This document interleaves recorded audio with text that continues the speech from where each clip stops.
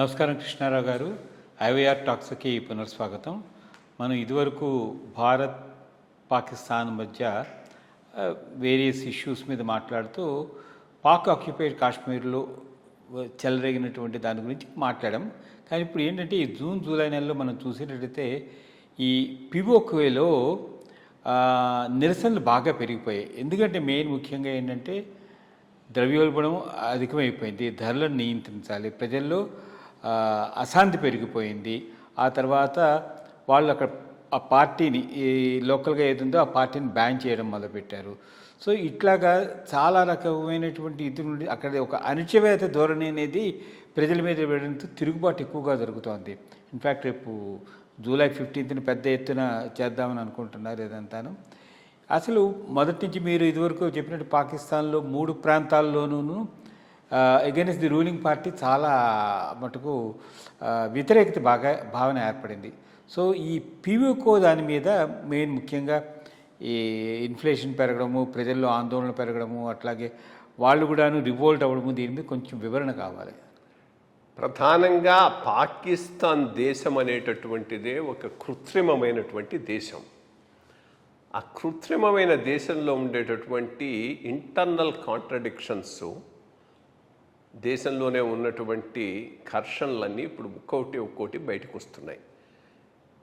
Pak occupied కాశ్మీర్లో అవి బయటకు రావడానికి కొద్దిగా లేట్ అయింది. ఎందుకంటే ఇంతమటికే ఈ ప్రాబ్లమ్స్ మిగిలిన ప్రావిన్సెస్లో ఆల్రెడీ ఉంది. ఒకటి బెలూచిస్తాన్, రెండోది ఖైబర్ పఖ్తూన్ఖ్వా. సింధ్లో ఈరోజు లేదు కానీ ఒకప్పుడు జాస్తిగా ఉండేది. సింధ్లో 2 రకాల ఉంది.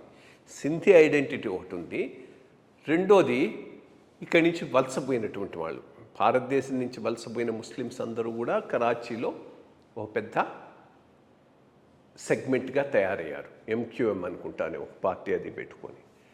సో అక్కడ ఒక కాంట్రడిక్షన్ రన్ అవుతూ ఉంది.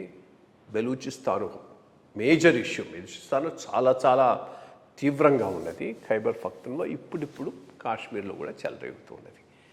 దీనికి కారణం బేసిక్గా ఏంటంటే ఆ దేశం ఏర్పడటంలోనే ఉన్నటువంటి ప్రాబ్లమ్స్. ఇవన్నీ ఇండిపెండెంట్ ఐడెంటిటీస్ ఉన్నటువంటి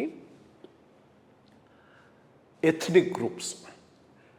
ఒక ప్రజాస్వామికమైన పార్టిసిపేటరీ ప్రభుత్వం ఉంటేనే వీళ్ళందరినీ ఒకటిగా ఉంచడం కుదురుతుంది.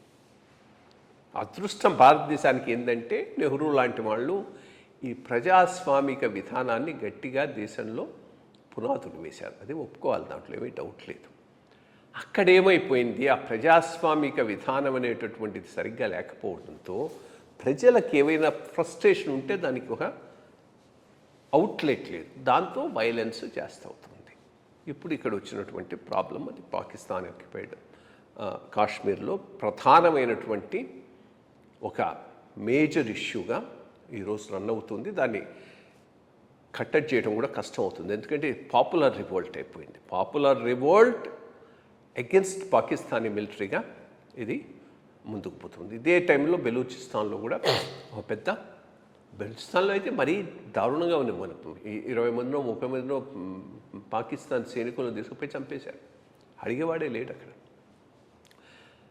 సింధ్ కూడా ఏదో ఒక రోజు ఫ్లాష్ పాయింట్కు రావచ్చు. సో పాకిస్తాన్ రియలీ డిసింటెగ్రేట్ అయ్యేటటువంటి అవకాశమే జాస్తిగా కనిపిస్తున్నది. కానీ పాక్ ఆక్యుపైడ్ కాశ్మీర్ విషయంలో ఇండియా ఎటువంటి యాటిట్యూడ్ ప్రదర్శించాలనేది కొద్దిగా క్వశ్చన్ మార్కు, చాలా డెలికేట్గా ముందుకు పోవాల్సినటువంటి విషయం. ఎందుకనంటే మనం పూర్తిగా దానికి మద్దతు ఇచ్చామనుకో, వాడు భారతదేశంలో వినాశనం చేసుకోవటానికి ఉద్యమం నడిపితే మనం మద్దతు ఇవ్వచ్చు. బట్ అట్లాంటి ఉద్యమం ఏమి నడవటం లేదు. ఫ్రీ కాశ్మీర్ ఫ్రమ్ పాకిస్తాన్ అనే పాయింట్ మీద కనుక ఉద్యమం నడుస్తూ ఉంటే మనం దానికి మద్దతు ఇస్తే, రేపు ఇక్కడ వాడు వీడు కలిసి, ఇక్కడ కూడా ఏం తక్కువ లేదు కదా, ఏదో ఇప్పుడు నిగురుగప్పి నిప్పులాగానే ఉంది, సపరేట్ ఇండిపెండెంట్ కాశ్మీర్ కావాలని స్లోగన్తో ముందుకు పోయేటటువంటి అవకాశం ఉంది. స్ట్రాటజిక్గా దానికి అమెరికా, చైనా ఇద్దరూ మద్దతు ఇచ్చేటటువంటి అవకాశం ఉంది. ఏంటంటే ఒక స్ట్రాటజిక్ పాయింట్లో అట్లాంటి ఇండిపెండెంట్ దేశం వచ్చిందంటే ఇండియాను పాకిస్తాన్ ఇద్దరిని కంట్రోల్ చేయడానికి వాళ్ళకి అది చాలా కన్వీనియంట్ అవుతుంది. సో వాళ్ళు కొట్టుకోమని వదిలేయటమే కానీ ఇండియన్ గవర్నమెంట్ స్పెసిఫిక్గా ఈ కాశ్మీర్లో జరుగుతున్నటువంటి రివోల్ట్కు పబ్లిక్గా మద్దతు ఇవ్వడం కుదరకపోవచ్చు, చేయటం చాలా ప్రమాదకరమైనటువంటి అంశం. ఇప్పుడే మొదలెడుతున్నారు అంతా ఈ సపరేటిస్టులను అందరినీ పిలిచేసి వాడు షేక్ అబ్దుల్లా ఫరూక్ అబ్దుల్లా కూడా ఉమర్ అబ్దుల్లా స్టేట్హుడ్ కోసంగా ఒక పెద్ద కాన్ఫరెన్సు శ్రీనగర్లో పెడుతూ ఉన్నారు.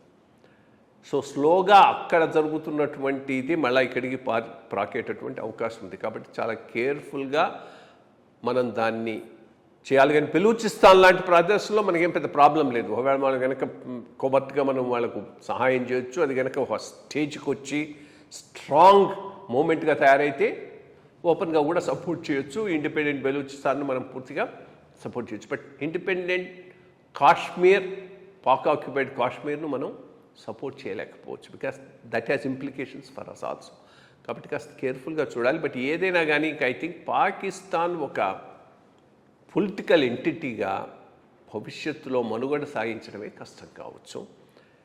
కాశ్మీర్, పాక్ ఆక్యుపైడ్ కాశ్మీర్లో ఇంత త్వరగా అది సమసిపోయే అవకాశం లేదు. ఎందుకంటే ఇదేదో కొంతమంది మిలిటెంట్స్ అట్లా చేస్తున్నటువంటి ఎజిటేషన్ కాదు, ఫుల్ పాపులర్ ఎజిటేషన్ అవుతున్నది. బట్ భారతదేశానికి మాత్రం దీంతో డీల్ చేయడంలో ఇన్హెరెంట్ లిమిటేషన్స్ ఉన్నాయి. వాటిని మనం యాక్సెప్ట్ చేసి దాంట్లో మనం ఇన్వాల్వ్ కాకపోవటమే మంచిదని నా అభిప్రాయం.